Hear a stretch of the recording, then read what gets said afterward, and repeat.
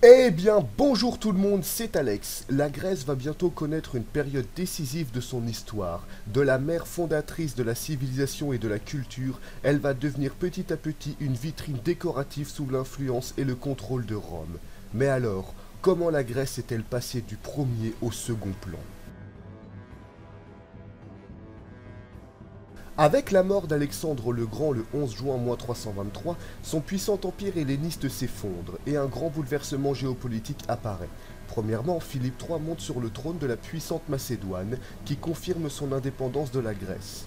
De leur côté, les cités de la Grèce antique, alors regroupées par la conquête de Philippe II, puis par la domination d'Alexandre, achèvent la transition du système des cités-États à celui d'un royaume.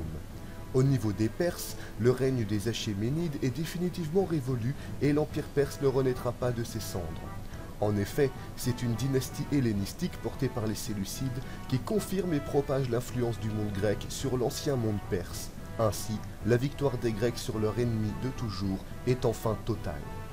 Pour terminer, c'est l'Égypte pharaonique qui retrouve une seconde vie grâce à la présence des Grecs, libérés des Perses achéménides par Alexandre, devenu le premier pharaon d'Égypte depuis le règne de Necténébo II, alors le dernier pharaon de la 30e et dernière dynastie purement et véritablement égyptienne du pays. La dynastie des Ptolémées, classe dirigeante gréco-égyptienne, prend la suite d'Alexandre. C'est ainsi que la culture et civilisation grecque s'étend sur l'ensemble de la partie orientale du monde connu. Durant pas moins de 100 ans, la Grèce et sa culture dominent le monde connu, établissant même des colonies en Italie, en Hispanie et en Gaule. Mais l'hégémonie grecque va battre de l'aile quand au IIIe siècle avant notre ère, certains Grecs se trouvent dans l'incapacité militaire de faire face à leurs ennemis et demandent l'aide d'un peuple peu connu vivant sur une péninsule alors sans réelle importance et nommé du nom de leur ville principale, les Romains. En effet, la Grèce se refuse à toute nouvelle aventure militariste, préférant cultiver les arts, les mathématiques, les philosophies et le pacifisme. Elle laisse les cités de l'Adrique aux mains des pirates illyriens, forçant la Macédoine à une intervention isolée et limitée.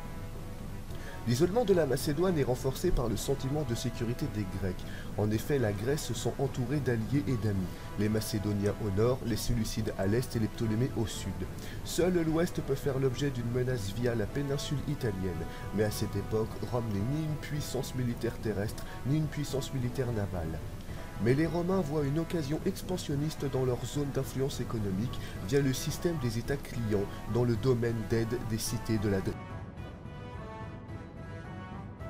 À cette époque, Rome ne possède pas encore de volonté de domination territoriale et encore moins de domination civilisationnelle, étant toujours sous l'influence culturelle du monde grec. Non, Rome possède seulement un fort intérêt commercial. Si elle décide de porter assistance aux cités de l'Adrique contre les pirates illyriens, c'est uniquement dans le but d'inclure ces cités dans son système de clientélisme commercial et de se débarrasser des pirates qui provoquent des dégâts sur ses voies navigables. Ainsi, l'armée romaine va lancer une campagne en Illyrie de -228 à -219. Son issue sera victorieuse car cette intervention marquera un coup d'arrêt au pillage pirate.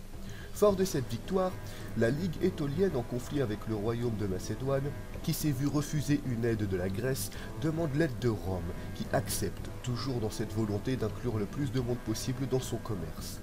La première guerre macédonienne qui se déroule de -214 à -205 est une guerre sans vaincu. En effet, si Rome réussit à inclure la Ligue étolienne dans son clientélisme, l'objectif de son intervention, que la Macédoine tombe dans son clientélisme, échoue, car le pays conserve son indépendance.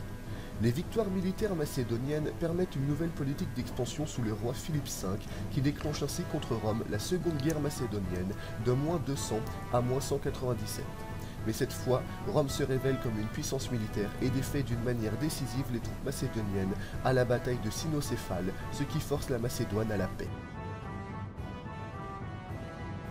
Depuis la fin de la Seconde Guerre macédonienne, la Grèce regarde enfin Rome comme une concurrente directe de ses projets et même de son indépendance. Les cités de l'Adrique, la Ligue étolienne et maintenant le royaume de Macédoine, il ne reste que la Grèce qui échappe à l'influence de Rome au niveau du monde hellénistique européen. C'est dans cette situation qu'éclate la troisième guerre macédonienne de -172 à -168, durant laquelle le royaume de Macédoine, soutenu des cités grecques, se révolte contre Rome pour sortir de ce clientélisme. Cependant, Rome défait encore les armées coalisées gréco-macédoniennes et installe définitivement son contrôle sur la Macédoine et la Grèce. Rome occupe alors le monde hellénistique, et la population locale qui regarde les Romains comme des barbares décide de se révolter, provoquant une nouvelle intervention romaine de -148 à -146. Intervention durant laquelle les troupes gréco-macédoniennes sont écrasées en Macédoine ainsi que dans le Péloponnèse, et durant laquelle également la ville de Corinthe sera entièrement rasée. À la suite de cette nouvelle victoire, Rome ne se contente plus d'inclure les vaincus dans son système de clientélisme économique, mais annexe ses terres à l'influence politique directe de la monarchie, puis de la République et enfin de l'Empire.